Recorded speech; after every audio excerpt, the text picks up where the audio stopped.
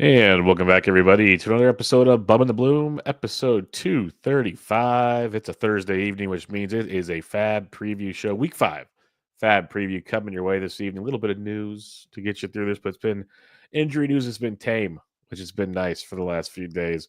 So we'll get you FAAB preview and much, much more. First off, you can find me on Twitter at BDintric, the podcast at Bubba Bloom Pod, on playback at playback.tv /Bubba Bloom, on Patreon at patreon.com /Bubba Bloom, and my co-host, as always, on Twitter at RyanBHQ, Ryan Bloomfield. How we doing, my friend? I didn't realize we had to lengthen the intro even more. That's not great, but I think worth it. That playback thing was. Yeah, it won't playback won't be mentioned very often. I just had to throw it out there because it was a blast on. Yeah, Wednesday so night. we did our first. We're learning as we go, and I guess games that you stream can't be watched after the fact. I don't know if that's a tech thing, a legal thing, whatever.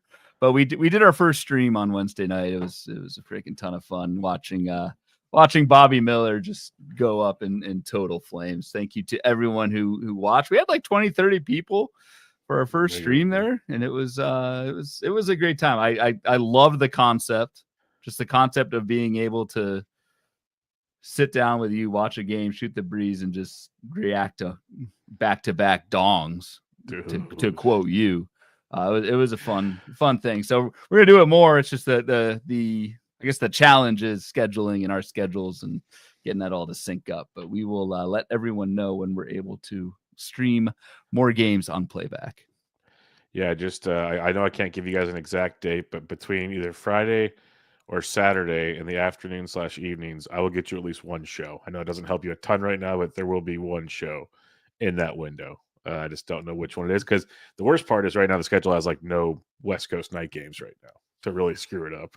Yeah. So we'll get it in where it fits in, but more often than not, you'll get a couple a week, hopefully, and we'll have some fun with it because it is a darn good time. And like you said, we have 25, 30 people in there a lot, which was really, really cool, because at the time it was like for the East Coasters, it was late. Guys were hanging around until midnight. Like, I got to go to bed. Bobby Miller's out of the game. It's time to go.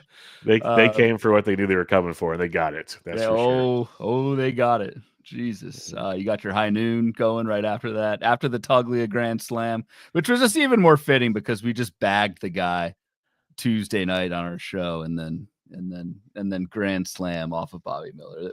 It was pretty epic. I did clip that and clip the second half of the back-to-back homer.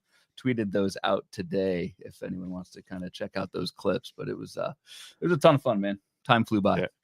Get me singing "Hey Mickey" with Mickey Moniak. That would be a low point of the show when Bubba bursts out in song, but you were excited.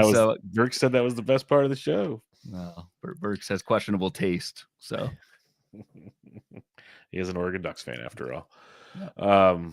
Yeah. But it was a good time. So we'll get you more of that coming up here, and everything else. We're trying to get you guys as much exciting stuff and important newsworthy stuff we can give you guys to enjoy the baseball season or the fantasy baseball season. So playback does add to that for sure.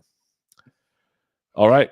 Not a whole lot of promotion tonight, so you're welcome, folks. Let's get into the news and notes on this one, Ryan. Again, it's not a whole lot, just some minor things, but we'll kick it off with Christian Encarnacion Strand, who hit the IL on Thursday morning with back discomfort, low back inflammation, I believe was the exact diagnosis they're rolling with right now, which is weird because he missed like 4 games with a wrist contusion, plays a game, actually got a couple of hits, looks better.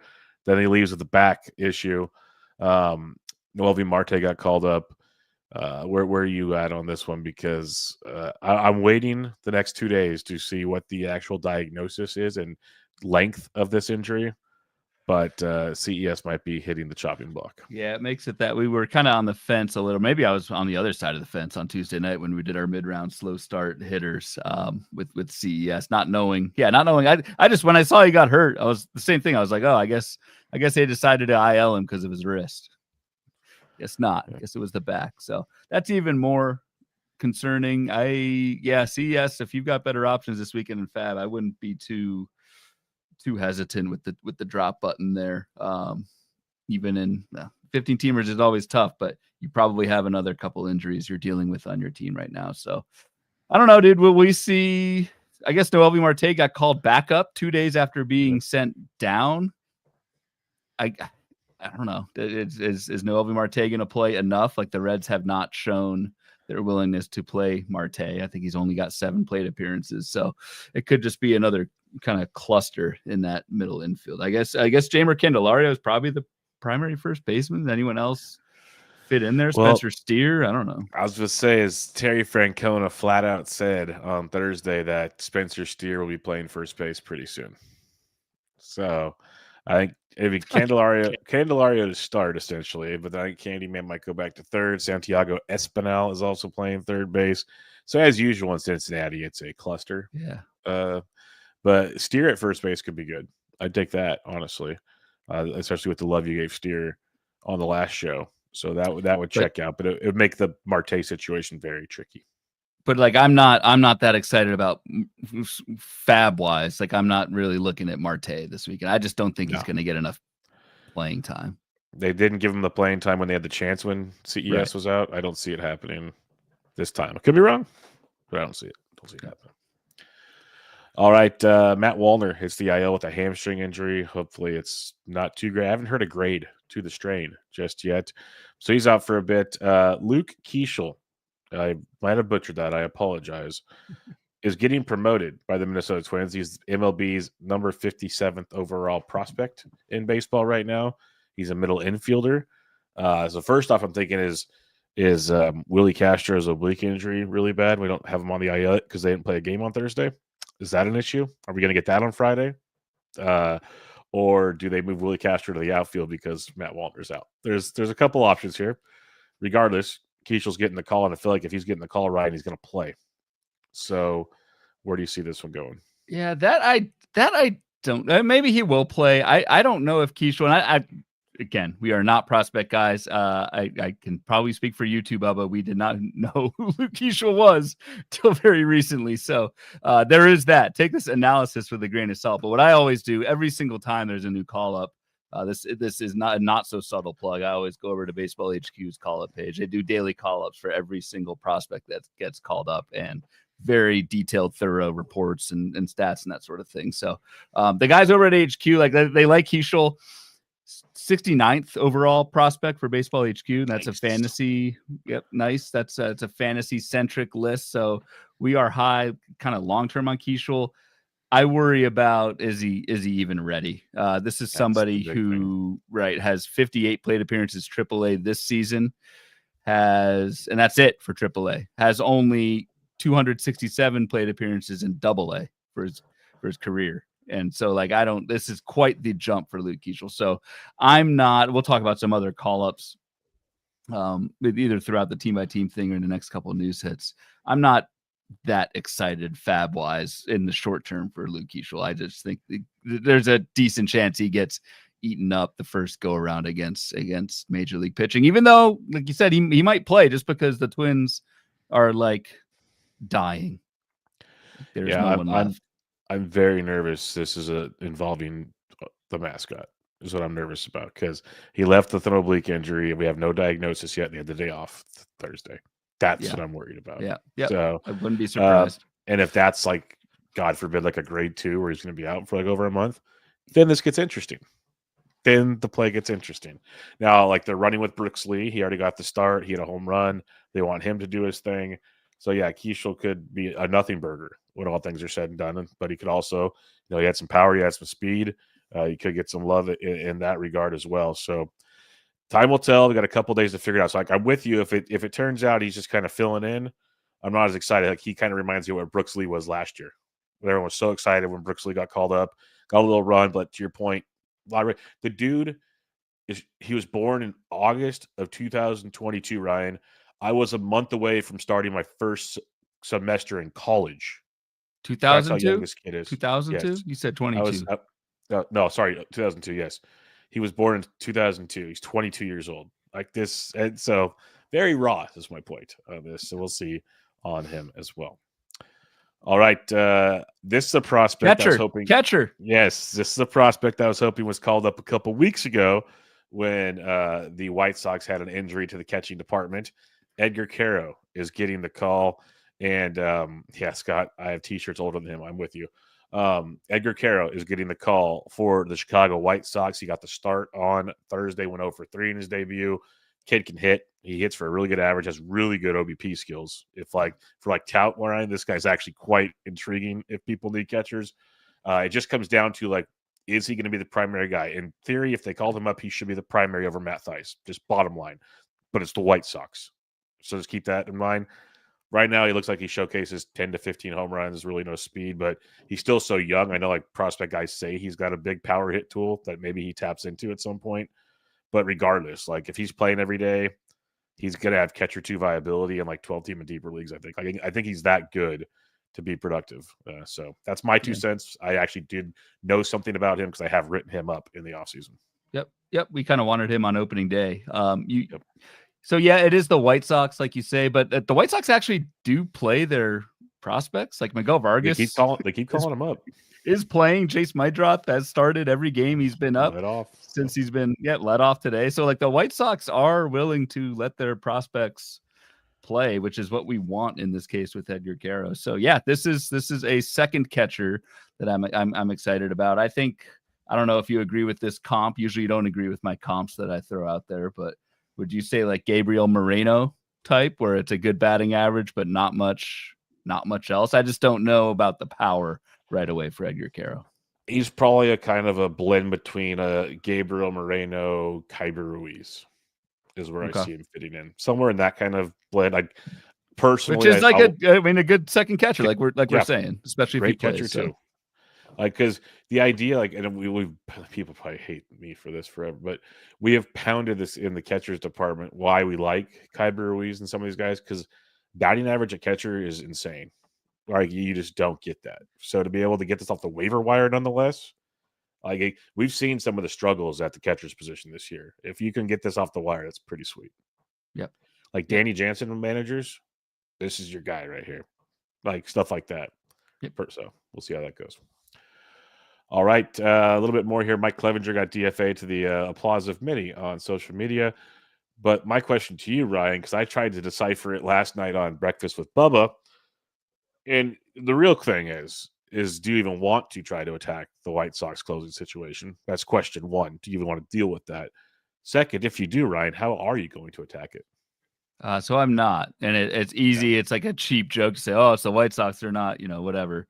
The White Sox, like, they are the only team. They do not have a save as a team this entire season. So, like, when I say don't worry about it, it doesn't matter. Do not put your research time into it. Literally, the team has no saves. They are the only team without a save. Actually, it's interesting. The other two teams, I'm not going to trivia you. Baltimore and Minnesota as a team only have one save. Yeah, Felix Bautista Duran just got his first save the other night. But like, I just don't think it's worth your time to try and hunt for saves on the White Sox. So you literally could go an entire month without the entire team getting a save. So, and we kind of are on that pace. So I don't know. Let me add on to that for you. In 2024, the White Sox were last in baseball in saves. They only had 21 saves as a team. 21. The Miami Marlins were second to last. They were 29th in baseball at 33. So there's a 12 save gap between the White Sox and the next team. To let it sink in even more, the Cardinals led baseball with 55 saves.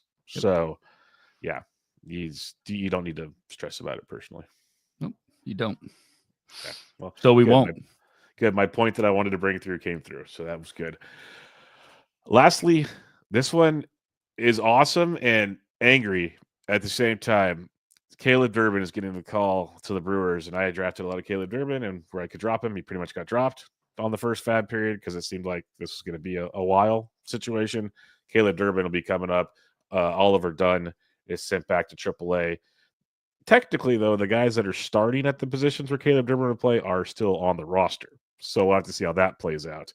But he should be the starting third baseman, right?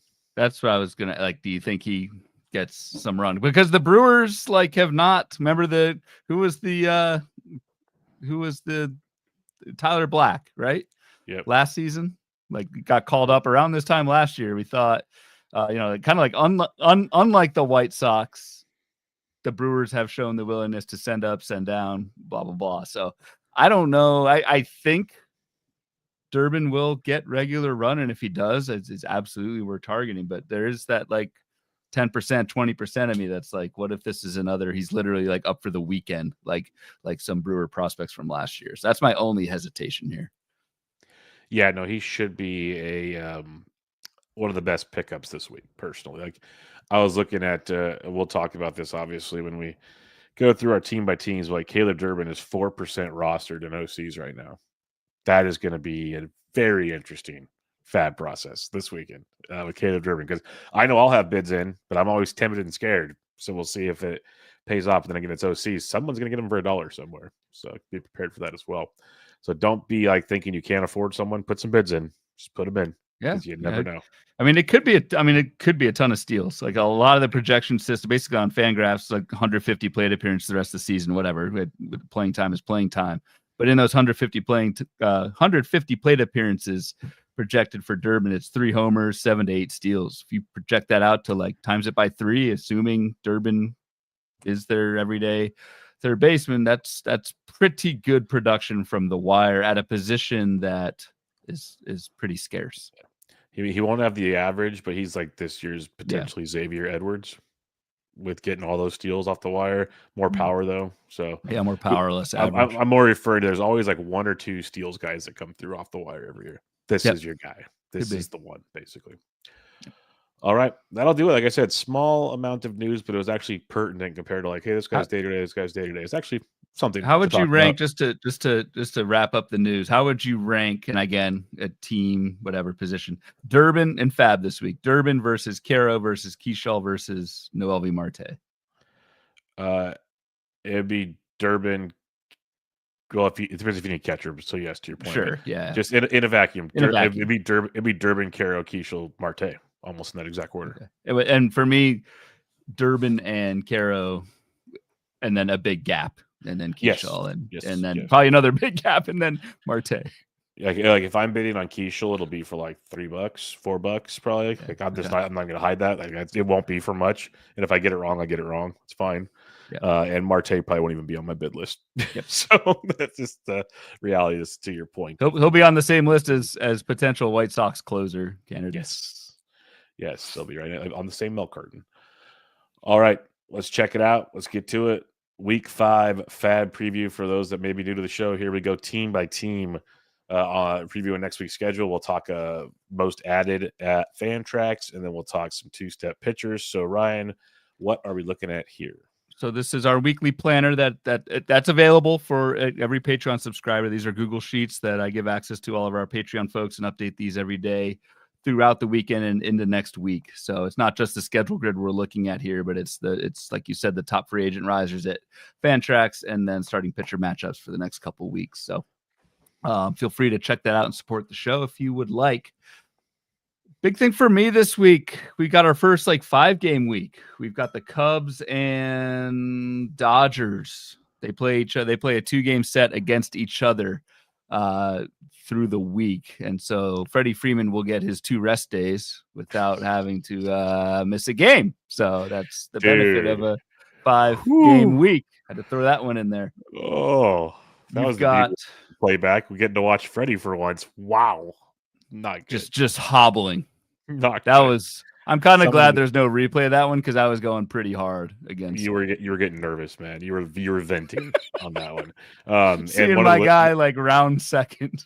Yeah, one of the listeners said it was bad him trying to cover first base on a play. Yeah. Or running for a foul ball or whatever. It was bad. But some listeners yeah, it looks like Kurt Gibson actually out there. Yeah, not wrong. Sorry, around doing this. As you were. You said his name, and I'm yeah, that was bad last night. You got a couple 7-game weeks. This is the Patriots Day week coming up, so we get Red Sox against the White Sox in a wraparound series Monday morning, 8 a.m. So that's not cool, but whatever. Early lineup block. Milwaukee and your San Francisco Giants also get 7-game weeks. So that's the macro level. A lot of 6-gamers this week. Lovely. Lovely. Yep. All right, let's get after it. Team by team here. We always start. It goes by division and then alphabetical in divisions. AL East, Baltimore Orioles. 6 games coming up this week. 3 at the Nationals, 3 at the Tigers. 3 lefties, 3 righties. It's 2 lefties in the first half of the week versus the Nats. 2 righties on the second half of the week versus Detroit. Regardless, not excited about this situation. The one thing to monitor is Tyler O'Neill's neck's messed up, so Laureano is getting more playing time, but that still doesn't really maybe work for this. Right, agreed. Because I don't know if Laureano becomes an everyday player. So I don't have too much on the Orioles. It does sound like, and I've mentioned his name a couple times in the past, Brandon Young. It does sound the momentum is gearing towards a call up soon for Brandon Young, to the point where Fangraphs actually has Brandon Young listed as a probable on Saturday to go against Cincinnati. So we may get a Brandon Young look before FAAB. He would line up next week at Detroit. Pretty good skills in the minors. This is someone who I think is ready, and I will probably be bidding on Brandon Young, assuming he gets called up and has a spot in the rotation, yada yada. I would be willing to take a shot on Brandon Young more than a bunch of these kind of streaming starting pitchers that we're looking at, that I usually try and bid like $20-$25 range. I'd probably be going a little bit more for that for Brandon Young.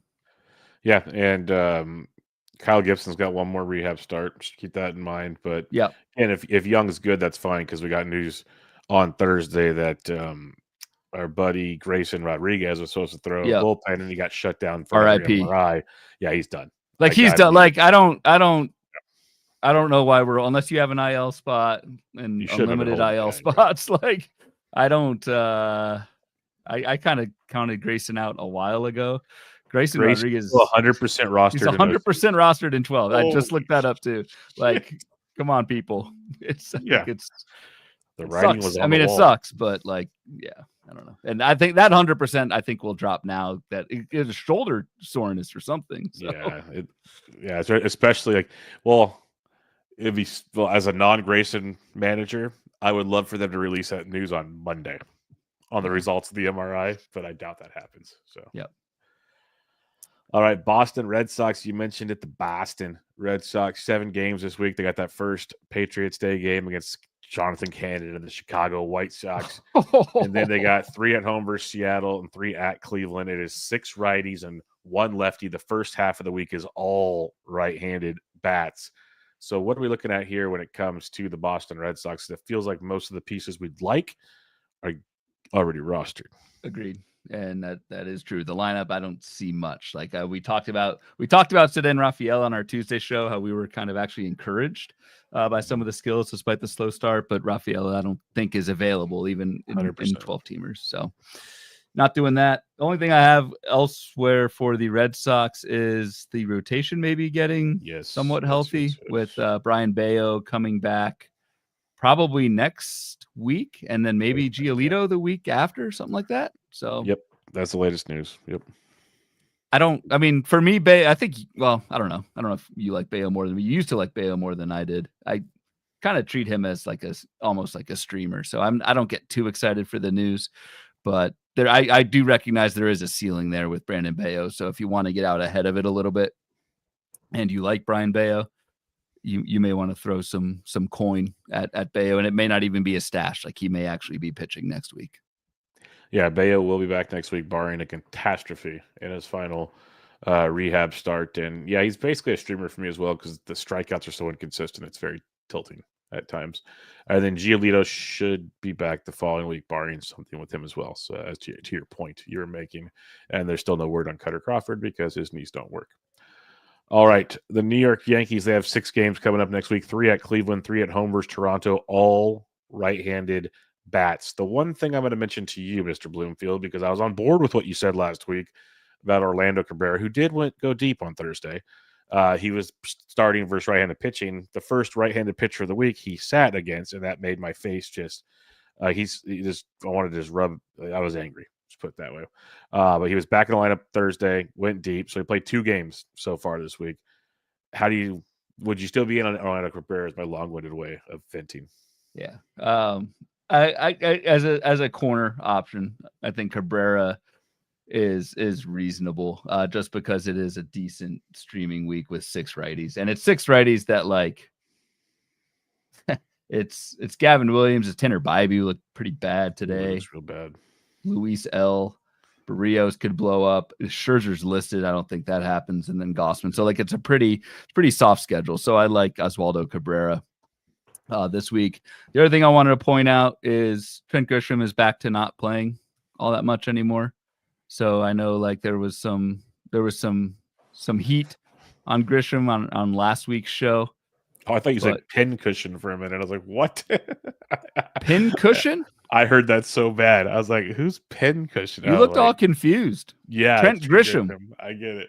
I was like, who's the nickname? How did I miss Oh, this? you thought I like had a nickname? Yeah, I'm sitting there going. I wouldn't put it past me to just start calling somebody pin cushion. Oh, that was great. I was like, no, Trent Grisham. That was my fault.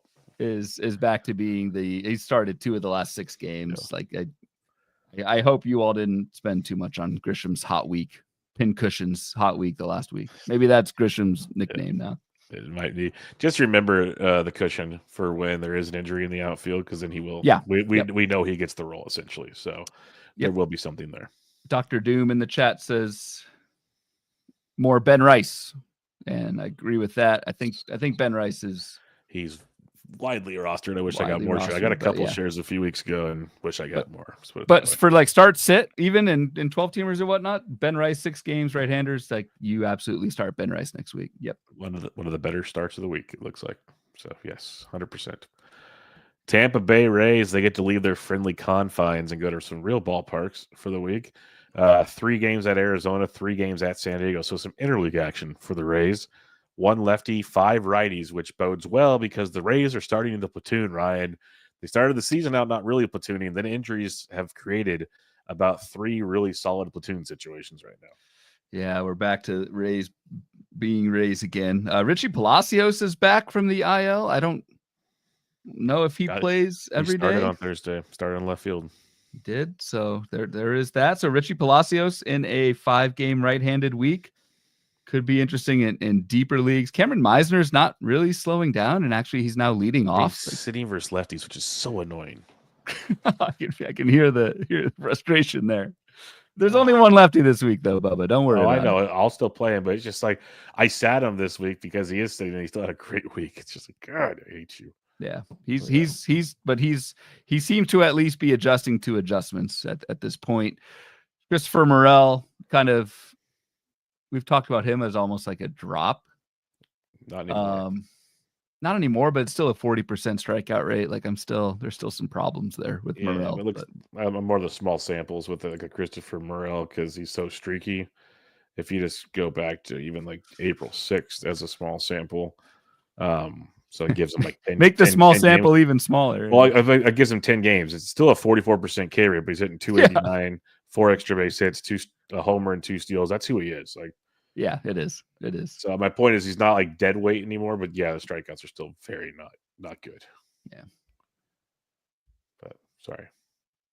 No, that's all I got. I don't have anything else on the Rays.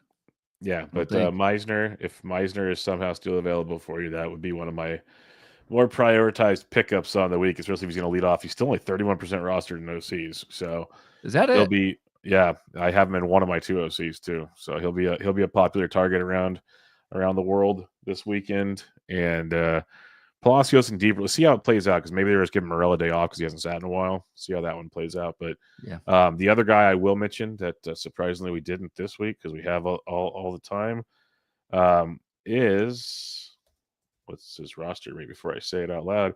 Jonathan Aranda, he's up to 99%. Yeah, so, no, I looked at him earlier today as well with the same thought, and I was surprised to see the roster rate that high for Jonathan Aranda. But it should be. He's good. Yeah. No, heck yeah. But that's just where OCs make me laugh. Like, he's close to 100, but Meisner's 31%. Like, I know they're different profiles, but they're both playing out of their minds right now. So, but still, Aranda's good to at least mention. It's a higher barrel rate than a strikeout rate, which is freaking hard to do. And even if you're not in NFBC formats or whatever, home leagues, maybe Aranda is available out there. I think he's a lot of smart people. Jason Collette was very high, noted Rays fan, very high on Aranda. Bubba just starts laughing, so we'll see. No, said I something started funny. laughing because I saw the chat here because this goes back to our playback screen. Mitch D says Penn Yeah, Cushing is the yeah, backup catcher for the Rockies. Yes, yeah. because they had to create a player catching yesterday. Yes, they did. So that was funny. That was well done, folks. Well done. Toronto Blue Jays, they have 6 games this week, all on the road. 3 at Houston, 3 at the Yankees. 1 lefty, 5 righties for the Jays. There's just not a lot outside of the main culprits in Toronto for me. No, I got nothing really. Congrats to Vladito hitting his first home run of the season after Miles Straw, by the way, on Toronto, which Yes. would have made some money in Vegas. I don't have really anything. Addison Barger got called up, but your guy Nathan Lucas is on paternity leave, so I think that's a temporary thing. So I don't see anything with Toronto pickup wise either. I mean the rotation either. Like I think we saw the implosion of Easton Lucas this week. That wasn't very good to see. So No, that was not good. Not good at all because he was one of the top main event pickups. I'll tell you that much. So that was a painful one for many out there. And Easton Lucas is 49% rostered and 47% started in OCs to top it off. ouch. So, yeah. Michael C, going back to our random comment, 42% rostered in Yahoo. So Yep. Yahoo players out there for sure. I would take a look at him. Yep. All right, let's head to the AL Central. Chicago White Sox, they have the 7 games this week. The Patriots Day game against Walker Buehler on Monday morning. And then they have 3 at Minnesota and 3 at the Athletics of the Sacramento ballpark. 1 lefty, 6 righties, 4 righties to start the week for the White Sox. We already hit on Edward Caro. Ryan, other than that, like Benny Biceps is back if that's something people are into. Chase Mydroth should be a very popular pickup this week. So it's the old adage, Ryan, bad ball clubs give us fantasy options. Yes, agreed. So yeah, talked about Vargas Caro. It's a good sign. Mydroth's playing every day. And we talked about 0 saves for the team. So let's also then, I guess, talk about the White Sox, which we should be doing every week, is looking at the starting pitchers against them. Buehler, Ober, Festa, maybe. Pablo Lopez, all rostered. Severino, Springs, Osvaldo Bido. I would go back to the Bido well this week, right? I would still be rostering Beto and starting Beto. Didn't he just pitch against the White Sox? Yes, he did. And it's weird. So this White Sox team, not a great offense. They only struck out once versus Beto and twice versus Sears on Thursday. Like very interesting conundrum there because you pretty much roster them for ratios and Ks against these guys, and to not get the Ks is not ideal. I will say this much with the Festa situation. Keep an eye on that because Pablo Lopez is supposed to do a rehab start on Friday, which would pretty much line him up to take David Festa's spot in the rotation. Which would suck, but whatever. It also sucks watching David Festa get pulled in the 5th inning after 72 pitches. So I guess technically they have Pablo Lopez pitching the day after Festa, so maybe Paddock. Yeah, maybe they're Paddock needs to go out to sea. Yeah, out to pasture, out to the back of the barn. What did I say to Maeda last year? Same team too. It's funny. All right, Cleveland Guardians. We'll move on from there. 6 games this week, all at home. 3 versus the Yankees, 3 versus the Red Sox. 1 lefty, 5 righties for the Guardians. A team that has just been massively disappointing when it comes to fantasy. Even like Jerry's been good, but it's quiet. Stephen Kwan's been awesome. But when it comes to like Kyle Manzardo, I think we were talking about it in the Discord. Someone was putting data in there, if I remember seeing correctly.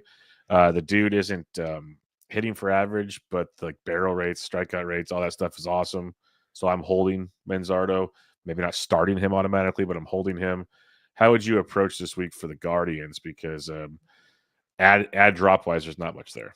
No, there's not. Like we had talked a little bit about Angel Martinez as an outfield option, but like Lane Thomas is, I guess, back now, and Lane Thomas will play every day.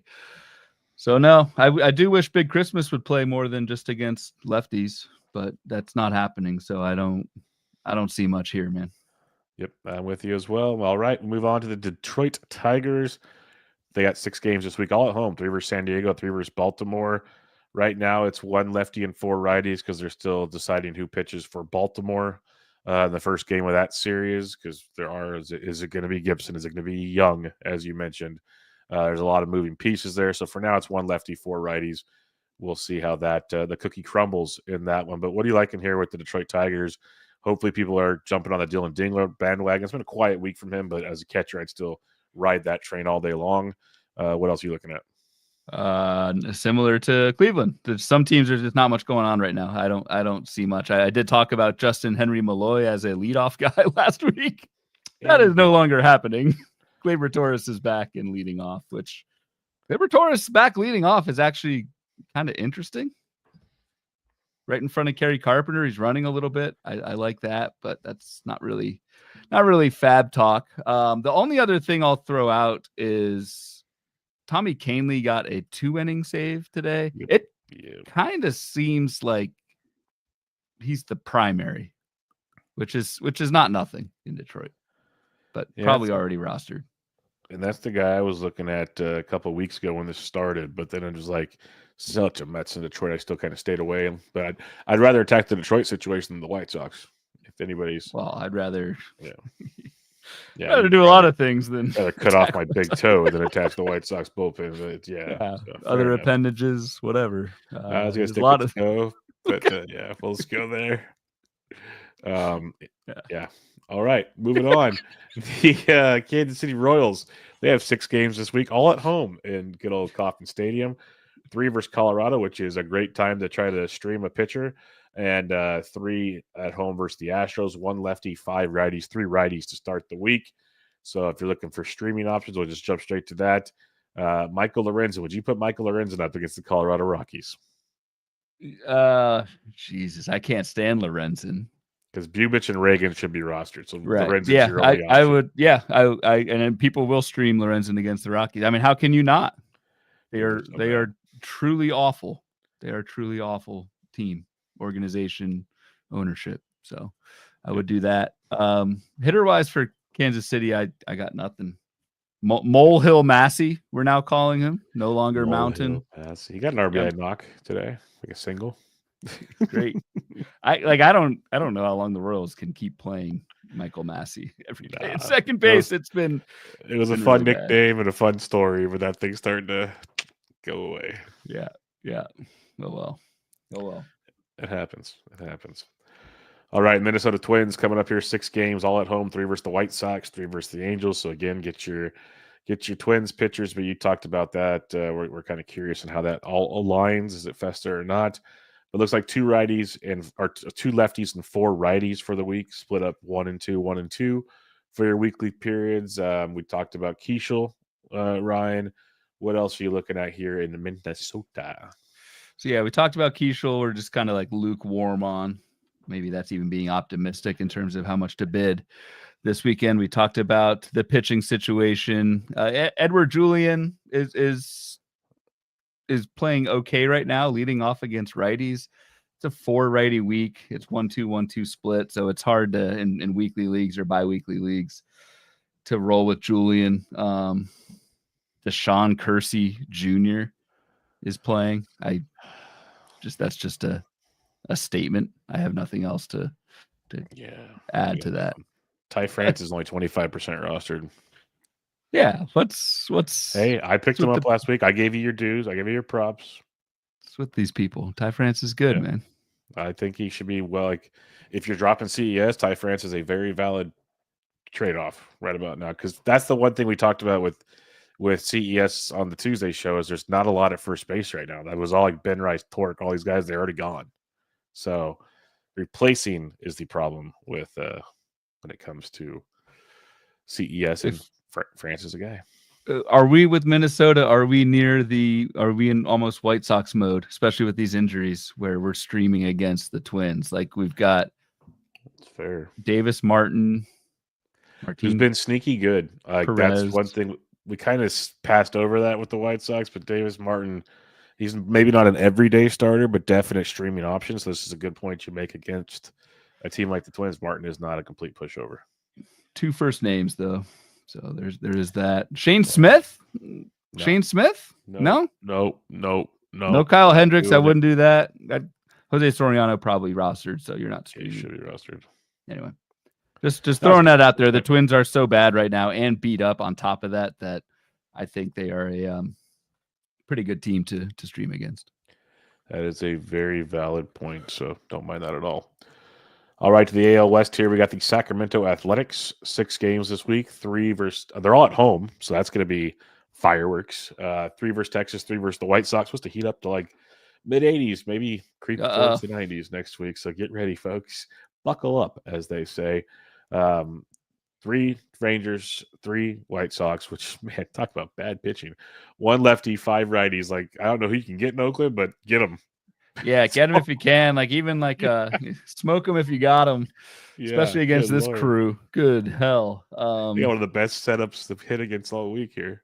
I mean, I hate to always bring up Miguel and Duhar, but I'm just looking for like A's that are not playing and not universally rostered. I mean, like Butler, Rooker, Soderstrom, Langoliers, Blade, Wilson at this point all rostered. So you're left with Andujar, Urshela, Max Muncy. I'm not going Urshela or Max Muncy, but Miguel Andujar, I don't know, hitting 268, home run, couple barrels, good strikeout rate. If you need a rental outfielder for the week, I think you could do a lot worse. The problem is Miguel Andujar might not be much longer for this team when Nick Kurtz gets called up next week. Oh, we should talk. Yeah, that's a good call.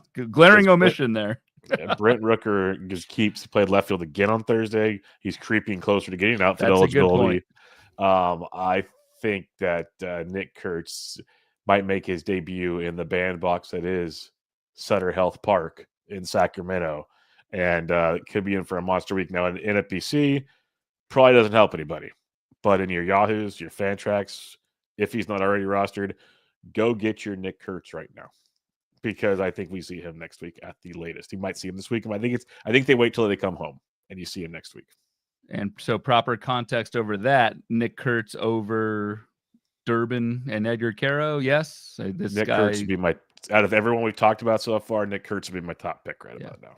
Yeah, should have thrown that name out at the top with that Athletics. And I think it would be, you're right, I think it would be Andujar's spot that he takes. So, yeah, that'd be my only bugaboo to your conundrum there. That was a very nice way of saying, Bloomfield, you were wrong. Don't pick up Andujar. Every once in a while, I could be a nice guy. All right, the Houston Astros, they have 6 games coming up this week, 3 at home versus Toronto, 3 at the Kansas City Royals. 1 lefty, 5 righties. I just want to say one thing before maybe you give some targets here if you have any. Isaac Paredes is heating up, but I want to highlight that I discussed him on Breakfast with Bubba for Thursday morning, and it's everything you'd expect. All of his home runs are in Houston, folks. So that brings me to my point. Is next week they have 3 games on the road and 3 games at home. You might not want to start Isaac Paredes on the road going forward. It's almost like a Coors situation. So that's just something to think about if you're filling your bench or whatever you're doing. He's not nearly an auto start on the road. We're at home. He's been crushing it in Houston. On the road, it's bad. So just keep that in mind. Very good point. I like that. So yeah, you can start him during the week. Don't start him Paredes on the weekend. I like that. The only other name I've got is Jake Myers. Is pretty much the everyday center fielder in running a ton. I think this is someone, as long as he continues to run and play, I think could get you some pretty damn good stolen base numbers. And I think it'll come with a decent batting average and some pop. So Jake Myers, really good plate skills, has a full green light, 6 steals already, 6 for 7 on the base pass. I think Myers is a decent outfield option for you. Just a heads up, the last guy I was going to bring up, Cam Smith, at least showing signs of life this week. Yep. Home run and a steal. So, I don't know. Maybe some hope out there if you spent up big on Cam Smith. He at least had a good week, and Cam Smith needed a good week. Smith was basically a drop for me as the week started, but now I'm kind of like, okay, I'll hang out a little longer. Like there's a pulse right now because I know the skills are there. He's figuring it out. So we'll wait a second. And to your Myers point, like each week, on like usually around Wednesday, it's like my free day to write. I do I kind of recap the top 10 to 12 pickups in the main event for our Patreon people, because most people play shallower leagues, so those guys will be available, so on and so forth. That's the purpose behind it. And Jake Myers is like the 6th most added guy in main events. And I literally did the why, so that I dug in. So it actually helped me out, to your point. Even his average isn't even that great, but he's running insanely wild. There'll be a guy I'll compare him to later in the show who got added in the top 10 or 12 that is very similar, but I think I'd take Myers. I want to ask you that at that point. But My point is, in the NFBC formats especially, people are already trying to attack steals guys, if that makes sense, like this early in the season. It's not just like some guys I've talked to, I think it was even you maybe on Tuesday, it was Ben. He tells himself during FAAB to just focus on like the best available players, not like statistical needs as much, which I agree at this point in the season. But then it twisted on me when I looked at the top 12 in main event, and 2 of the top 12 are steals only guys. Just look the John Birdie of a couple years ago, last year Xavier Edwards, like that. It's huge. That can actually win leagues. So another thing you could do is go look how much these players went for last week, and then put like $100 tax on Caleb Durbin, or maybe more. All right. It's just an idea. Who knows? All right. Los Angeles Angels to Anaheim coming up here. 6 games this week. 3 at home versus Pittsburgh. 3 at the Minnesota Twins. 2 lefties, 4 righties for the Halos. Anything you got here? Kylan Paris is slowing down as expected. Still playing every day. Not being horrific, but he's slowing down. So I'm waiting for that train to kick into full gear for the haters out there. But anything else? The Kyron cool down, the fall of Paris, I don't know. I'm going to workshop this. Keep workshopping. Little premature. One bad week. We all have. We all have bad weeks. Only other thing I have with the Angels is Zach Neto is coming back. Perhaps as soon as Friday. Picture in the Discord. Guys at Long Beach Airport picking up his luggage, his own luggage at the Angel's bag. Angel's bag. That's the best part, dude. Just fresh off like a Spirit Airlines flight. Like my man, like no team officials around. It's just Zach Neto at Long Beach picking up his bag and like heading to get an Uber. So that was awful. That was awfully hilarious to see in our Discord. I don't think someone in our Discord, I think it was a tweet, but that was pretty damn funny. Yeah, then I also want to highlight, though, because what's going to be interesting is when Neto comes back, how does the playing time shuffle? And that's where it gets interesting because, Rengifo was playing like shortstop and Paris was at second, or Rengifo went to third, and Tim Anderson was playing shortstop. There's a lot of moving parts. I think Rengifo still plays third and Paris plays second, or Paris plays center, because there's another news thing we saw in the Discord is Joe Adell's playing hurt. He's not even running 100% right now. I didn't see that. He's playing well enough to obviously play and hit for power, but there's a reason he's not stealing bases. Okay. So, something to monitor. Don't the Angels just bench Tim Anderson for Neto? Is it simple? It should be as simple as that, right? It should be. Yes, but we are talking about Ron Washington, who again would make the best bobblehead period. But again, playback. Dave Roberts bobblehead night, man. You've got to be kidding me from the playback stream. Right after Bobby Miller gets shelled, the Dave Roberts bobblehead commercial. Yes, that was so great. So yeah, it's just something to think about with the Adell thing. But I'm with you. In theory, Tim Anderson getting benched should be so easy. Almost Tim Anderson getting DFA'd probably makes sense because he's not hitting; he's just playing defense. So that should be the move. We'll see what happens. Like they have Nicky Lopez, they have Kevin Newman still, JD Davis. Man, look at that bench; it's horrific. But yeah. So just want to bring that up. There's gonna be some shuffling. It should be simple, but this is the Angels after all. Seattle Mariners 6 games this week: 3 at Boston, 3 at home versus Miami. 2 lefties, 4 righties. Not a lot. Rayleigh had a nice game. The Dumper's going for the first catcher 2020 season potentially. What do you like with Seattle? Free Dylan Moore. I know I've been on this freaking train for a while now, and Dylan Moore has started the last 4 games. I think he needs to play every single day. I don't care if it's against righties, lefties. I think Dylan Moore needs to be in there. Has had a hell of a week, and I think Seattle is starting to realize that they need some pop in that offense. So if Dylan Moore, what's Dylan Moore at in OCs here? It's low. It's got to be. Oh, no, it's 65%. 65%. But if Dylan Moore is available, I just think he's now the playing time is in place because of all the injuries. He's second, third, short outfield. Like that's just so valuable. Really good power speed. I like Dylan Moore probably more than all, but yeah, I think that's the move with Seattle. I don't think there's anything else. Rowdy's still hanging on, but yeah, I don't know for how much longer, unfortunately. It's sad. It's sad to see the big man go. He's gonna be a hell of a slow pitch softball player, though. I can see it now. Go straight to that league. Yeah. Go back to the Elk Grove area and just freaking crush bombs. It'd be great. Yeah, no, I'm with you on the Dylan Moore thing. I was so angry when I saw Mastrobuoni getting the start earlier in the week over Dylan Moore. It made no sense to me, but that's kind of been rectified since then. So, yes, get your Dylan Moore while you can, because Polanco is strictly a DH for a little while, and that'll give Dylan Moore plenty of leeway. Texas Rangers, they have 6 games this week, all on the road, all in the Bay Area. Technically, I still call it the Bay Area, all in Northern California. Yeah. Three against the A's, 3 at the Giants, 2 lefties, 4 righties. Texas is a little murky right now as well, Ryan. I guess the one guy I would mention, and I guess I'm curious to hear your thoughts here, is he got the start today. Where the heck's his name? I can't even. Oh, Dustin Harris in the outfield.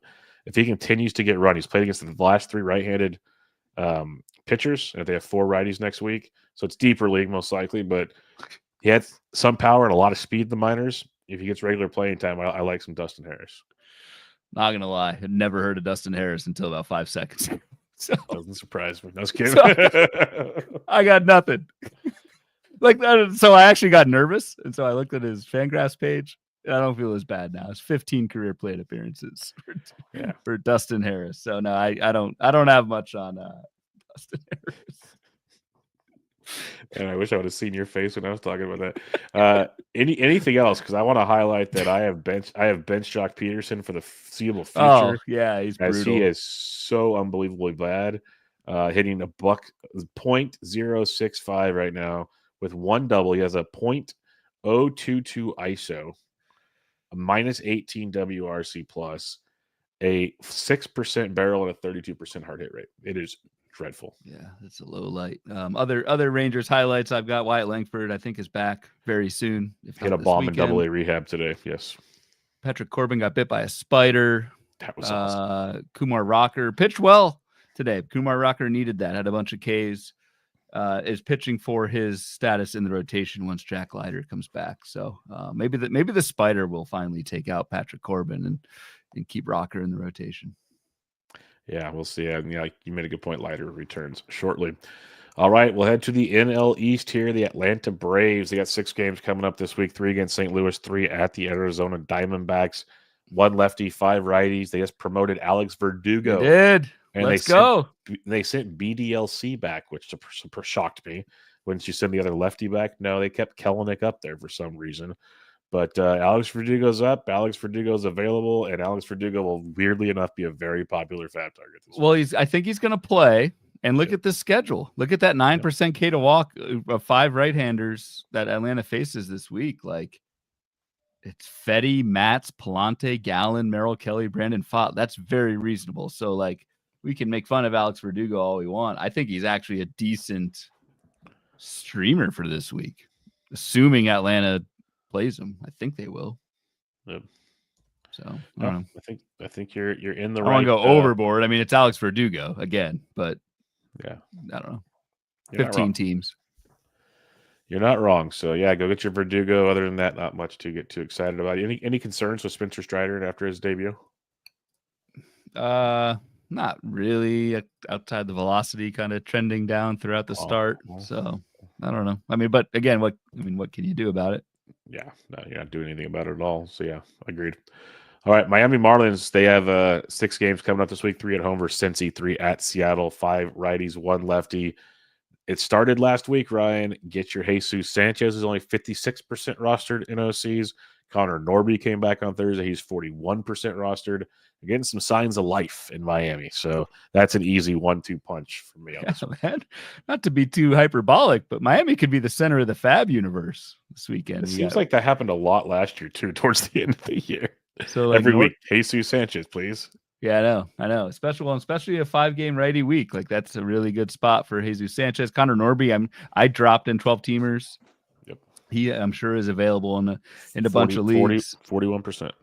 41%. So he is in your 12s. I think you want to go there. See what you get with Connor Norby. Matt Mervis gets that 5 righty week. So that is the thing with Mervis. He's probably going to cost you just because he has had the hot week. But Matt Mervis is still only a strong side platoon bat. But this week Miami gets those 5. So I like that.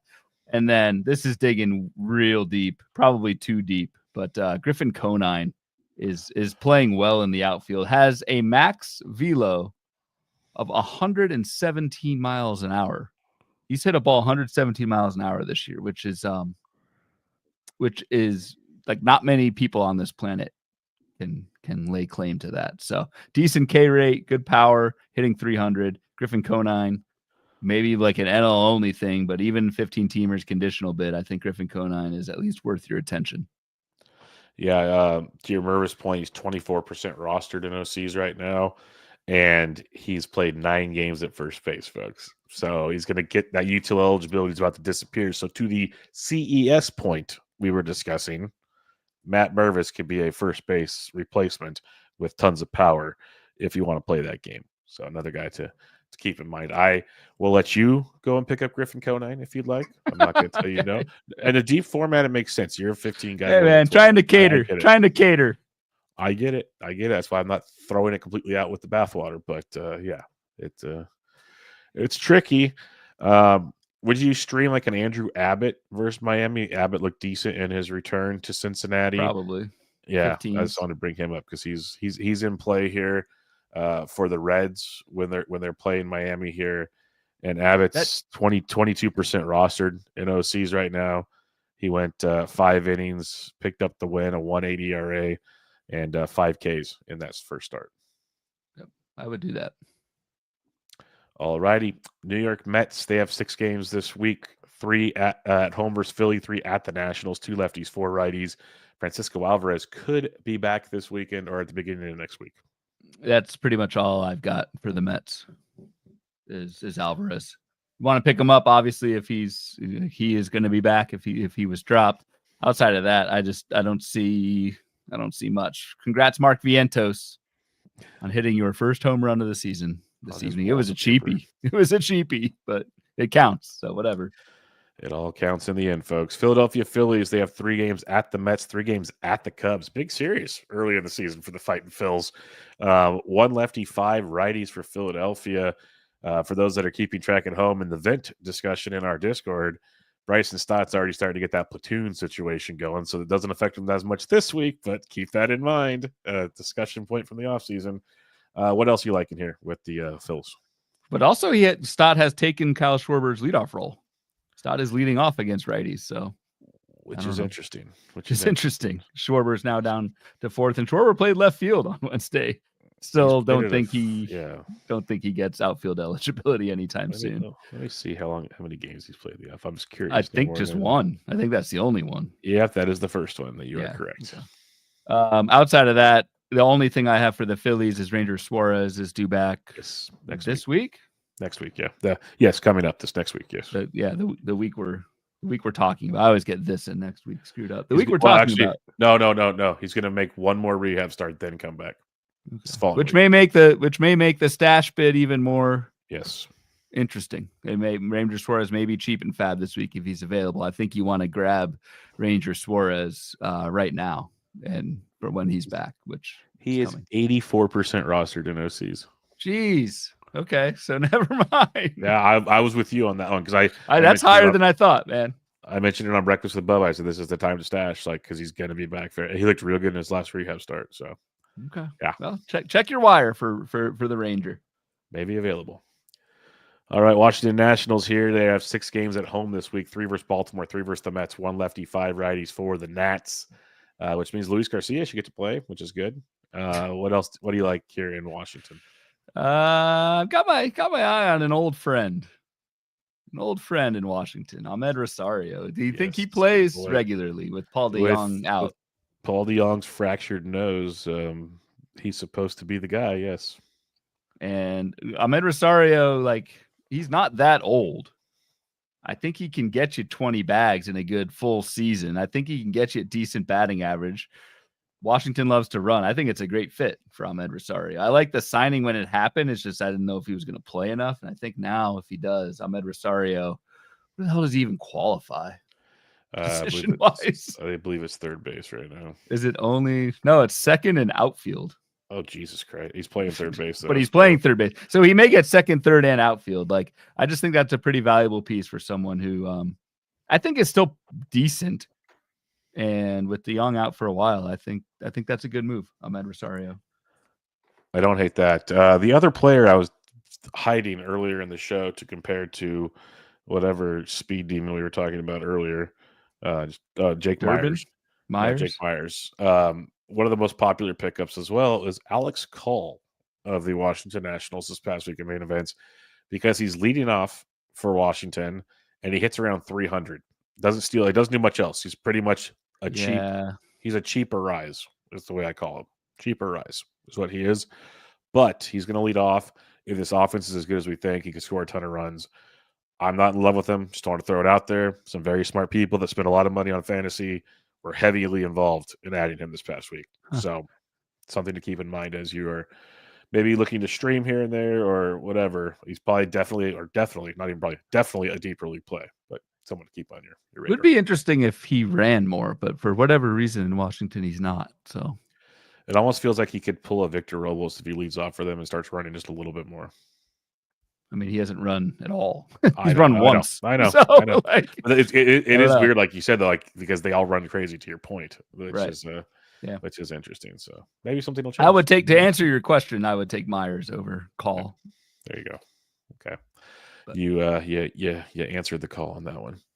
All right, Chicago Cubs 5 games this week. It's the bummer. 2 at home versus the Dodgers. 3 at home versus Philadelphia. 2 lefties, 3 righties. Only 5 games. This sucks. Who is Sauer? Saeuer. I don't know. Dodgers pitcher. I think that's what they put in there because it's supposed to be Bobby Miller's spot. They soured on it. So it's my only guess with what took place on that. That was Bobby Miller's spot, wasn't it? Bobby. We were betting it. I was telling everybody because like, oh, we're going to pitch him next week. Well, okay, you can give me the Cubs right now on whatever you want to do for that game. Yeah. No, 5-game week for the Cubs. I mean, the hitters are owned. The good ones are. Javier Assad maybe coming back. We talked about him maybe taking Colin Ray's spot, but that's it, man. Cubs are good, but that doesn't mean there's not much in FAAB. Both can be true. It's tricky, and it's even the case for your Dodgers and your Cubs, 2 really good offenses. They're only playing 2 games in the first 4 games. There are scenarios where you're going to want a replacement for them early in the week for certain players. Just keep that in mind. Like if, for God forbid, someone that they have a 2-game week and they only play 1 of the 2 games, that's going to hurt a lot. So keep that in mind as well. All right, we got the Cincinnati Reds. They have 3 games at Miami, 3 games at Colorado, Coors Field, 1 lefty, 5 righties for your Reds. Your boy Jake Fraley, he went off on Thursday. We'll be back on the Fraley wagon this week. Grand Slam. I'm back. That was good to see, and it's good to see the Reds get 5 righties, and it's good that it's at Coors. It's Freeland, Senzatella, Feltner. Like, it's a very reasonable schedule. I like Jake Fraley as a streamer this week. What else do I have? Austin Hayes, your guy. I'll give you the floor on Austin Hayes. And then that's 2 home runs. Yeah, and hitting cleanup. So Austin Hayes, I think, is a very good pickup playing against, obviously we know he's going to play against lefties, but has started each of the 3 games he's been back against righties as well. So we talked about CES, Noel Marte backup, but not interested in that. So yeah, Austin Hayes, and then I would prioritize Hayes over Fraley. I'm sure you would agree with that.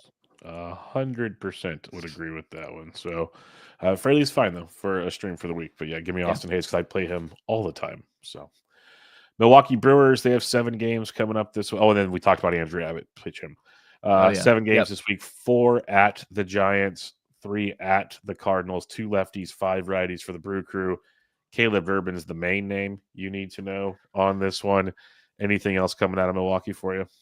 I think people probably interested in our takes on Logan Henderson. He's supposed to pitch on Sunday though, I think. So and is it a spot start? That's the other thing. I don't know. Tobias Myers is due back next week. Yeah, so I would just be very hesitant in redraft leagues putting a lot of coin on Logan Henderson right now. Really, the skill prospect guys love Logan Henderson, want him called up. I just don't know if he sticks. So just keep an eye on that if you're wanting to bid heavy on Henderson this weekend. Good goal. I think that's pretty much it. Are you concerned about Trevor McGill? Yeah, I am. They actually utilized him in the 9th. It wasn't a safe situation, but they gave him a run and he pitched okay. But between the knee issue and just overall production, I'd be kind of worried. But then it's like everybody thought it'd be Abner Uribe, one of the most added players in Maine's last week, and he's pitching like the 6th and 7th. So who knows what's going on there? Also doesn't help. Going back to my team save totals with Chicago, the White Sox at 0. Milwaukee has 2 saves as a team, which is tied with Miami and Colorado and Atlanta, which is interesting too. But anyway. Good point. Very good point. I just also want to highlight Garrett Mitchell's actually starting to hit the baseball. So five. You mean he didn't strike out 4 times? 5 righties this week. So keep that in mind for all the haters out there. Garrett Mitchell's coming. It's like Omar's coming here. Garrett Mitchell's coming. Garrett Mitchell week. The week he finally gets sent back down. Oh, stop it. Pittsburgh Pirates, they have 6 games on the road this week, 3 at the Angels, 3 at the Dodgers. So Pittsburgh gets to spend a week in LA. Good for them. Oh, bring your family. Let them go to Disneyland. 1 lefty, 5 righties for the Pirates this week. Doesn't do a whole lot for me, though. Yeah, I think I go to Legoland personally, but Disney's awesome. I loved it. Joey Bart's back. That's good. That's pretty much. Yeah, it's bad. It's bad in the Pirate streets. Dennis Santana did get his 2nd save of the season today on Thursday. Yep. Just a little bit more confidence that Santana is the guy for Pittsburgh. But again, how many saves? How big is that pie going to be? So I don't know. That's pretty much all I got. And he's 97% no season anyway. So people are in on that one. Okay. Yep. St. Louis Cardinals, they have 6 games coming up this week, 3 at Atlanta, 3 at home versus Milwaukee, 1 lefty, 5 righties. The Cardinals still have one of the best offenses in baseball, which is insane to say out loud. But most of the pieces are rostered outside of like a Thomas Ajacey, but Mason Wynn is starting a rehab assignment on Friday. So keep that in mind on the whole infield. It's like in a perfect world, Ajacey moves to second base, Donovan moves somewhere else. They're not taking him out of the lineup because Donovan's hitting. But Ajacey's hitting so well, it's like they got to find a spot for him, hopefully, but we'll see. Yeah, we'll see. I think the biggest name for me is Matthew Liberatore. If we switch over to the mound. Yeah. 18 innings, 24% K to walk, basically because he hasn't walked anybody. League average swinging strike rate, which with a really good walk rate, that can work. I think lines up against Milwaukee. So that also helps.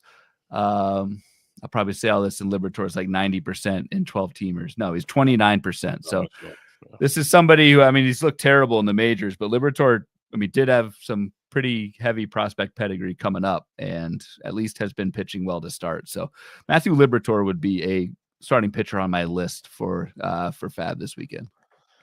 All righty. I don't hate it. I'm just nervous as hell with it, but I don't hate it. Let's go to the NL West to wrap things up here. The Arizona Diamondbacks, they are at home for the week. 3 versus Tampa Bay, 3 versus Atlanta, 1 lefty, 5 righties. If you haven't added Pavin Smith yet, Pavin Smith has a pulse. You better get to it quickly. He's still only 66% rostered in those seasons. That's 34% of players don't know what the heck they're doing. They don't listen to the show. They don't listen to the show. Dang. Like I got him everywhere I can, and it's been a glorious week from Pavin Smith. I was drafting Pavin Smith for Christ's sake. Yeah, Pavin Smith just with a bullet. Stole a base this week too, I think. Today. Yeah, and Corbin Carroll stole 3 today. That was sick. Which maybe it's a Marlins thing, folks, because Pittsburgh ran wild on Miami. Now we have Arizona running wild on Miami. This is something to consider going forward. Yeah, Pavin Smith combo meal today. No, we haven't got there yet. Yes, combo meal for Pavin Smith. Definitely him and the Big Dumper on the same day. That's a milestone you'll never forget. Mm-hmm. Big Dumper also threw somebody out. He was called the Big Swiper in our Discord today, which I liked. Pavin Smith week part 2 should continue. Tougher schedule. Like it's an 18% K to walk for the starters facing Arizona, but that's pretty much it for Arizona for me. Perdomo's up to 92% rostered, so if he's still available, go get him. He's impressed me a lot. So don't hate that either. All right, Colorado Rockies, they have 6 games this week, 3 at the Royals, 3 at home versus Cincinnati. It's 3 lefties, 3 righties. In Coors, it's 1 lefty and 2 righties. The main name I'm thinking of, Ryan, it's Adele Amador season. Yeah, I don't know. Low floor, like it could fall apart, like just like it did last year. But Yeah, if you want to take a shot at ceiling, that makes sense. I don't know what this team's doing with Brenton Doyle. Isn't played in like a week. Dude, yet is not on the IL, so that's fun. Will Michael Toglia did Toglia listen to our podcast on Grand Tuesday? effing slam. I thought we might get kicked off playback for your obscenity thrown during Michael Toglia's grand slam, but hey, if we go down, we went down right. It would have been the best way to. I would have flown that flag forever. Yeah. Zach Veen needs a week, or else this is going to start to get unfortunate for him. And then you get a Ryan Feltner two-step. Get a Ryan Feltner two-step this week. Oof. So I live for those. I don't know if I can. I'm not ready to be hurt again, but I know Ben Tidd's going to be. I don't want to speak for Ben since he's leading the main event overall, but Tidd likes him some Ryan Feltner. So yes, he does. Ben, do what you will with your good team and Ryan Feltner. Yeah, the Rockies might have to start weaning themselves off of Veen, so we'll see how that one goes. Los Angeles Dodgers, they have 5 games this week, 2 in Wrigley, 3 at home versus Pittsburgh, 3 lefties and 2 righties, so a complete shift. Over the weekend, it's 1 lefty and 2 righties. I don't have a lot for you when it comes to the Dodgers. Nor do I. Everyone is rostered except maybe Andy Pajes, but he's, I don't know, still like him a lot, but yeah, not producing. I don't know. I think we want him to be better than he is right now, which is the toughest part. Tanner Scott has gotten the last 2 saves for the team. 6 saves. I think it will eventually land to where like Tanner Scott maybe gets half the saves. And last year, the Dodgers got 50 saves, and so if you get 25 saves from Tanner Scott this year, can't complain too much there. But yep, for sure. Anyway, San Diego Padres 6 games this week, 3 at the Tigers, 3 at home versus Tampa.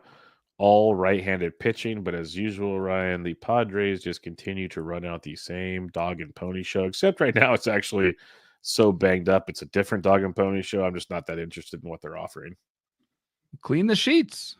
Gavin Sheets. Clean the sheets. Good God.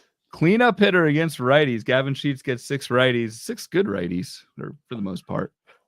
But clean up 6 times, 42% rostered in OCs. I'd go there. It's fair. It's fair. I thought you liked Gavin Sheets. I'm still what the hell? I'm just still spinning with your sheets right now. That's good. The other San Diego note I have is like Randy Vasquez. Do not pick up Randy Vasquez. He has like been the luckiest pitcher I have ever seen over a 4-star stretch. Don't do it. Yeah, it's a very, very valid point on that one. All right, last team on the docket here, the San Francisco Giants. They have 7 games this week, all in the Bay. 4 versus the Brew Crew, 3 versus the Rangers, 1 lefty, 6 righties, which means it's keep on the Yastrzemski train, everybody. Yep. That's been absolutely. He's even playing versus lefties right now. Like he's leading off versus righties. Get that one locked and loaded. Deeper leagues, this is a little Montwade week if you want to in deeper formats, but it's all the Yaz all the time for me right now.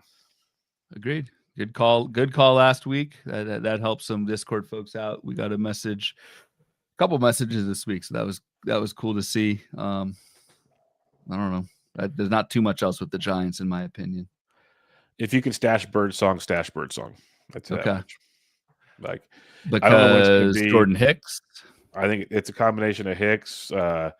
Weirdly enough, I think Landon Roop is fine, but during his last start, like the announcers were discussing how there's like internal conversations of does he need to go to the bullpen type stuff, which surprised me. So just have Birdsong because the second he's available, he's going to cost a lot of money.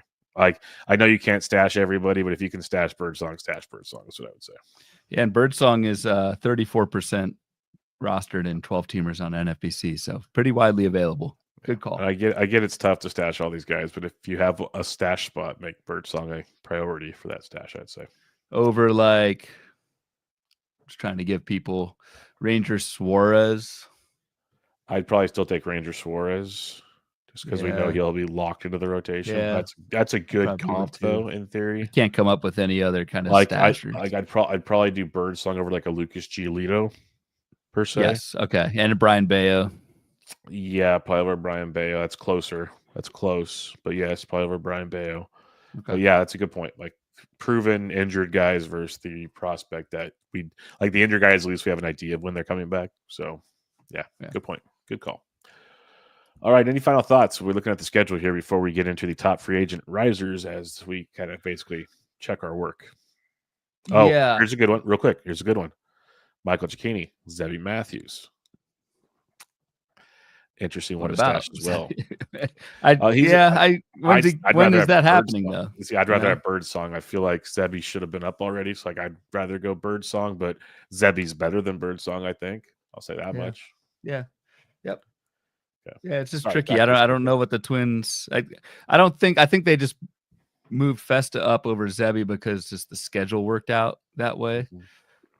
Agreed. So I don't know if that's a full tell, but I think just something needs to happen in Minnesota before Zebby gets called up. But yeah, could very much happen next week. What do I know?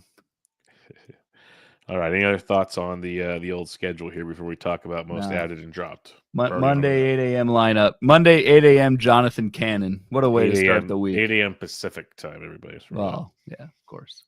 Best Coast. Top free agent risers. This is by Fantrax for this week. So since the last FAAB period ran, we got Cameron Meisner at plus 20. Austin Hayes, we talked about, plus 80s up to 37% rostered in Fantrax leagues. Matt Mervis, right? We talked about Gabriel Arias, Kyle Stowers. Arias? Yeah, I picked him up in 15s. I picked him up in a couple 15s last week. He's playing a lot for the Guardians right now. Let me get the exact numbers. For this one, he's been playing. Where did Gabriel Arias go? He's been playing third base and shortstop. He's playing every day, either versus lefties or righties. It does not matter with Gabriel Arias. He had 4 home runs all of last season. He already has 4 this year. He's hitting 268, 4 homers, and a stolen base in 63 plate appearances. It might still be a better deep league play, but someone to definitely have on your radar. Like I picked him up in my 215s this past week for a middle infield help. I don't mind him at all. So Gabriel Arias does deserve some discussion, at least in deeper formats. Kyle Stowers is on here, actually hitting quite well, 20%. So on this sheet that we are showing here for the YouTube crowd, this again is part of the Patreon, but I've got the year-to-date skills, strikeout rate, barrel rate, stolen base attempt rate, 20% barrel rate for Kyle Stowers, and for Stowers, a reasonable 27% K so far. I think he could live and be useful if the K rate stays below 30. Here's my guy. There's your guy. Griffin Conine up from 20 to 24% rostered in Fantrax. Who else we got? Angel Martinez, not an option for us because I think Lane Thomas is back. Pavin Smith needs to be up higher. He's up to 43%, but that should be more. Nasim Nunez, your CJ Abrams fill in. Yep. Really just a stolen base play. I don't know if there's much else there. So nope.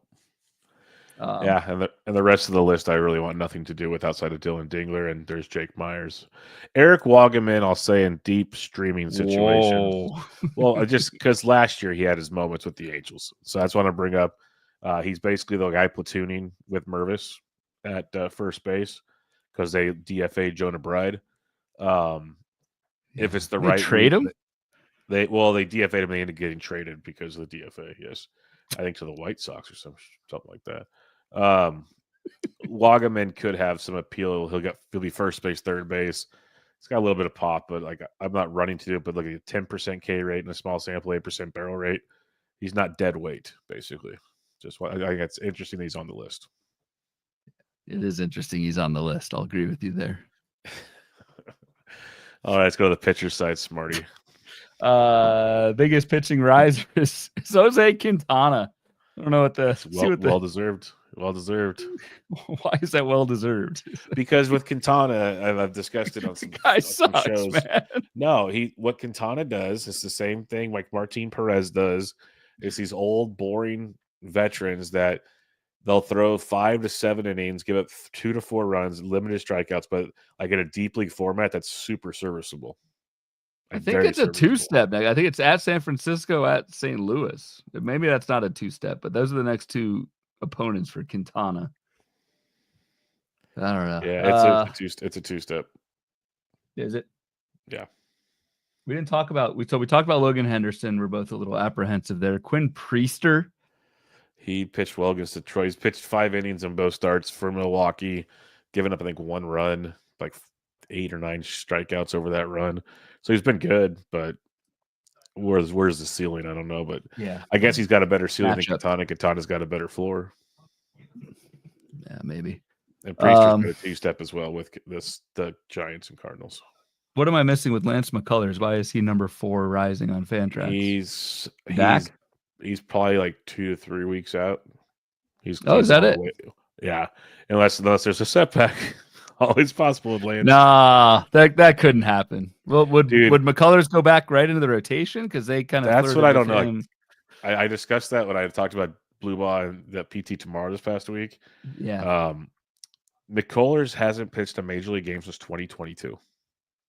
Right. So I like they're stretching him out to be a starter in the minors, but I feel like that's just like, I don't know, like career suicide to me at this point. But it feels like they're working him back to be a starter, to your point. All right. So that's a useful data point from this free agent risers, because Lance McCullers is not even on my radar. But I think a lot of things need to happen there. Emilio Pagan rising. He's the number 5 riser. Blew the save today. Gave up double dong to Cal Raleigh, and I watched the game. I think Rayleigh homered earlier in the day. Rosarena, maybe.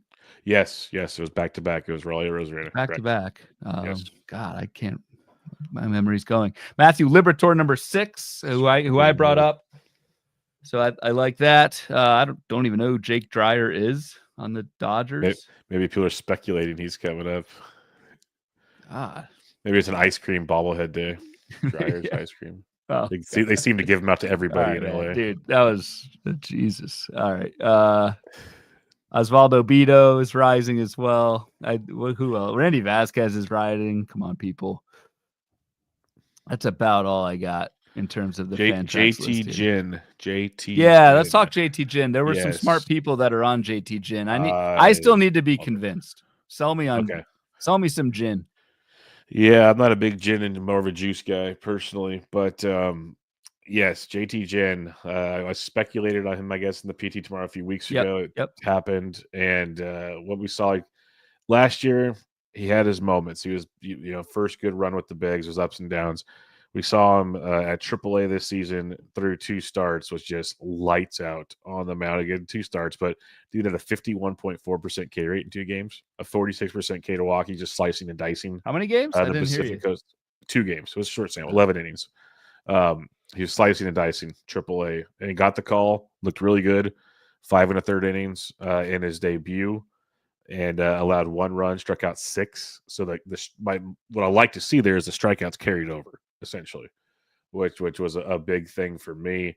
You just go deeper into his profile. We're seeing the swinging strike rate looks very, very good. Where is that at? And while I may sound skeptical in receiving this information, that this is the type of thing you need to jump on changes like this. If it doesn't work out, it doesn't work out. But you can't wait for JT Ginn to have a good month and then pick him up. Like, you have to act on this stuff now. So I do get what you're saying. Yeah, because even we saw like a 52% first pitch strike, which is up from years past. He was actually decent at that last year at the A's also, but 12.2% swinging strike in his debut. He had a 18. Jesus Christ, 18% swinging strike at AAA this year. There's definitely some changes in his repertoire of what's taking place, and I would, like you said, jump on this while you can. That he's 25. He's a young arm that can show improvements, and I think this is one of those where, like, what did he do in spring training? Let's add another. Like, he gave a bunch of runs, but the strikeouts. This is where we saw the strikeouts jump again. So, like previous seasons, he had below a 9 K per 9 most of the time. Spring training, AAA, majors, all small samples, but all above 10 K per 9s. Like, we're seeing a change with JT Ginn. All right. I don't know if I'm totally sold, but that was a good sell job. I'm not good at that stuff, but yes. Michael in the chat says, "Isn't Gonsolin close? Tony Gonsolin," and it does seem like Tony Gonsolin's close, so that could be an option for LA as well. He might be the guy that takes that Tuesday start in Chicago. Okay. Yep. And I think you have to be interested, right? Tony Gonsolin was very good in the past, and anyone on LA pitching in that rotation, you need to be interested in. So, yep, I'm with you on that as well. Not much else on this list, though. I'm glad JT Jim was on there. We should have mentioned him earlier. So, checked our work, missed one, got it back. So that's what it's here for. Missed 2, Gabriel Arias. Yes, I Gabriel Arias too. Maybe. Well, I like him more than you do. It sounds like. Yeah. No, he's fine. He's fine. All right, you ready to start two-stepping? It's a little late in the night, but I think I can. I'll clean the sheets. Arizona Diamondbacks, Brandon Pfaadt versus Tampa Bay versus Atlanta. Yeah. Osvaldo Bido versus Texas versus the White Sox. Yeah. So hell yeah. That's in Sacramento. I don't care. Let's go. I'm doing it. I mean, Texas has been awful, and we all know the White Sox. So Schwellenbach, you're starting his two-step. Dean Kramer at Washington at Detroit.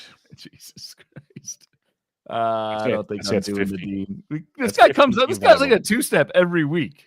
Yeah. It's 15-team viable, but very not attractive. Yeah. Boston's got 2 guys potentially. Got Walker Buehler versus the White Sox at Cleveland. Yeah, turning things around of late slightly for Buehler. Yep, I would throw that. And then potentially Brian Bayo versus Seattle at Cleveland. I hate to throw it coming off injury, but that is, I mean, just the Seattle start alone that they did get 11 runs today, extra innings. But I think I would do that. I mean, you're going to FAAB Bayo this weekend, and if you FAAB Bayo, I think you're rolling with him in a two-step right after you picked him up. I agree. And then just for anybody that does any look aheads here, Giolito's expected to have a two-step the following week if things stay on schedule. So do with that what you wish. Cincinnati, Nick Martinez at Miami at Colorado. Yes. Oh, yeah. That's beautiful. Yep. Cleveland, Gavin Williams versus the Yankees versus Boston. He has not looked great. He is not. And I'm not a Gavin Williams guy, but if you have Gavin Williams, you're throwing him. You're definitely throwing him, but yeah, it's scary. Colorado, Ryan Feltner at Kansas City versus Cincinnati. I mean, you gotta have to, right? Do you really? Yeah, you do. Really? Like, dude, look at. Well, I don't have the pitcher planner up. That is one of the easiest. That's a dream schedule. I don't know if I can go there. Like I said, there is some major scar tissue from previous years with Ryan Feltner, but I think in 15, Ryan Feltner is, I'm gonna say sought after, but he's gonna get picked up. So his year-to-date skills is an 8% K to walk, 12% swinging strike, 40% ball rate. There's 2 things in the red there. Yeah, he's missing bats, but yeah, the Ks and the control not so much. So yes, it is one of the better schedules on the slate. You are correct there. All right, White Sox, Jonathan Cannon at Boston at the A's. No, do not fire the cannon. Now Davis Martin at Minnesota at the A's is tempting. The A's part terrifies me. A's part terrifies me, but Minnesota's interesting. It's just like, no, dude, I'm not doing Davis. Well, you said Davis Martin was like good. Dude has a 7% K to walk, 8% swinging strike. Get out of here. I'm not doing that. He's showing signs of life. He's a young arm that had a lot of potential. That I'd still rather have JT Jim, but like today, 5 1/3, 4 earned, 3 strikeouts for Oakland. So. Yeah, that's great. That's probably not starting Davis Martin. More earned runs than strikeouts. That's but good. yeah. Shut it. All right, so we go to Kansas City. Chris Bubic, you're starting. Angels, you're starting Jose Soriano, especially against Pittsburgh and Minnesota for sure. Miami, Max Meyer versus Cincinnati at Seattle, you're starting that. Milwaukee, Quinn Priester at the Giants at St. Louis. I'm not doing that. No, I'm not bought in on Quinn Priester. What about Quintana at San Francisco at St. Louis? I would do Quintana over Priester, but yes, I agree. Would lean away from both of them. I'd do Quintana in a deep league, and I'd do Quintana over Priester. All right. Mets, Tyler Siler McGill versus Philadelphia at Washington. Yep. Yep. Yankees, for sure. Clark Schmidt at Cleveland versus Toronto. Yes, but to both. Yep. Agreed. Philadelphia, Aaron Nola at the Mets at Chicago. Nola does Why- not look good. Does Why not are look you asking good, me folks. this? Does not look good. Just wanted to bring that up. Couldn't find the strike zone His yesterday. skills, man. They're all It's green, bad. man. K to walk, swinging strike. It's Sometimes vintage Nola. Skills look good, just results are hell. Sometimes those Oregon Duck greens don't tell all the story. Better ERA than Dylan Cease, though, so we got that going for us. Oh, you set the bar high. Pittsburgh, Bailey Falter at the Angels at the Dodgers. Oh, that's God bless you. Yeah. Randy Vasquez is at Detroit versus Tampa, so he'll get picked up everywhere. And you've only said it like 7 times. Do not pick him up. So So I tweeted this out earlier. The worst swinging strike rate in baseball among starters, and the worst ball percentage in baseball among starters. Like, this guy is awful. Do not. Yep. I would not do it, folks. Do not do it. Do not do it. Seattle, Bryce Miller at Boston versus Miami. Yeah. Yep. Giants, Robbie Ray versus Milwaukee versus Texas. Dude, I was gonna Ray's bad. I was worried about him coming into the season. I don't think I have any shares personally. I think you throw it, but like, if this week doesn't go well, the season might take a turn. This is another reason why I get Birdsong. It's not just Hicks. It's like Ray might be hurt for all we know, because that's what he's been in his career. And Verlander sucks. Like, there's going to be an opening for Birdsong very soon. So Ray, yes, but be prepared to drop. Hicks versus Milwaukee versus Texas, same basically to me. Yeah, Hicks scares me, but yeah, no, I don't even think I do Hicks, honestly. I would do it, but both are terrifying. Both are very terrifying.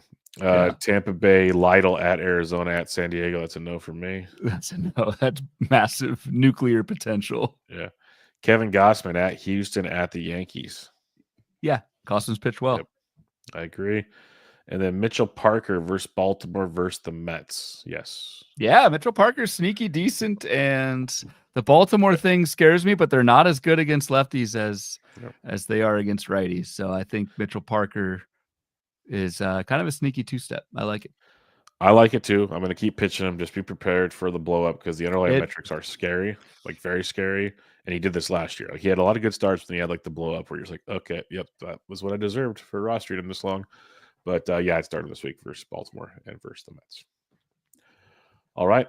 Any final thoughts, my friend? We got a listener question here. Sorry. Trans-Siberian says, time to cut bait on Luis Robert. Hold hoping rumors are true. Traded to the Dodgers. No, I don't think it's time to cut bait on Luis Robert. Yeah, not yet, unfortunately. Yeah, unless it's maybe like a 10-teamer. But I have Luis Robert in 12s, and I'm not even close to thinking about that one yet. Yeah, you do hope for the trade. I think the trade's coming. But you can bench him. You can bench him. Yep. B-Rad on Twitter says, you think playing time in Tampa outfield will just be a usual Tampa mess with Richie Palacios back? Yeah, Richie, I don't think Richie factors as much. It's the Meisner situation that sucks.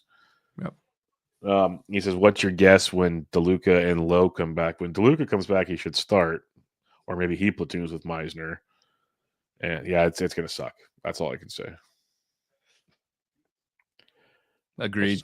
Let's just get them all. You know the playing time better than I do. It will be a cluster. Okay, let's just get them all back before we can get too concerned about it. And that too. Yeah. And then CJ Baseball just says Kurtz exclamation marks. So yeah. Still should have let off with that on the A's, but it's all potential good. Massive help for you this season. Nick Kurtz. Now the crappy part would be if he gets called up on Sunday and we can't add him for the 6 games in Sacramento. That's the part that I'm worried about. I checked in labor and tout. He's already rostered. He was drafted. He should have been. Yeah. He should have been for sure. Oh, well. Yeah. NFBC, you have to wait unless someone drafted him and dropped him. So he might be in those 1% of lucky leagues, basically, that he's available. Otherwise, we sit and wait for Oakland to do the right thing. Yep. But any other final thoughts? Week 5 FAAB. That means we have 22 weeks to go, but who's counting? Not me. I'm enjoying these. Prospect call-ups are the theme of the week. A few other good names I'm sure you've jotted down. I got a long list today, actually. Yeah, pretty. I think pretty juicy FAAB week. I wasn't too sure of that heading into it, and we still have the weekend for more injuries to come. Yes, we definitely do. So if you need help with that, check out the Patreon. Patreon.com/Bubba Bloom. We got the Discord. Yes. We got my FAAB article comes out later in the week, which I usually wait till if there's a lot of news more towards Saturday to release instead of Friday type thing. It's kind of a wait and see approach on some of it. We'll obviously have this show. Ryan's sheets will keep updating with the schedule changes and all that good stuff. So yeah, I know it sounds silly because you think we're just pumping it to try to pump it, but I use it all the time. So I think it it's legitimately helpful. helps people. We Yeah. both use and read the stuff. So Yeah. I don't know. We're putting out what we use and look at. So I don't know what else we can do. So Yeah, pretty much. Go check that out. Support your boys if you want. Yeah. Other than that, though, enjoy your weekend, everybody. If you're wrestling fans, it's WrestleMania weekend. If it's a lot of baseball coming up, it's the Heritage. Easter Sunday. Should probably lead with that. Easter Sunday. That's probably the big one. Just throwing that out there. Is Brad Lord still up, and is he pitching on Sunday? If so, I'll let you know after my 20th noon, because it turns into a marathon night. Or maybe Logan O'Hoppe will have a good day on Sunday. And we might not have a breakfast with Bubba Monday morning. Just gonna throw that one out there right out the gate on that one. We'll see how that goes. But we'll knock it off there. You missed my O'Hoppe pun. Oh, I got you. Hoppy like a bunny. I got you. Right. Yeah, I got you. It's time for us to go. That was my flash. Trying to wrap it up here. Make sure y'all follow Ryan on Twitter at RyanBHQ, the podcast at Bubba Bloom Pod. I'm at BDendrick. Thanks all for listening. This was a fun one. Hope you guys got something out of it, and good luck this weekend in FAAB. But we'll be back to you guys next week. Bloom boards, more FAAB, all the fun stuff. Bubba and the Bloom episode 235 in the books. See ya.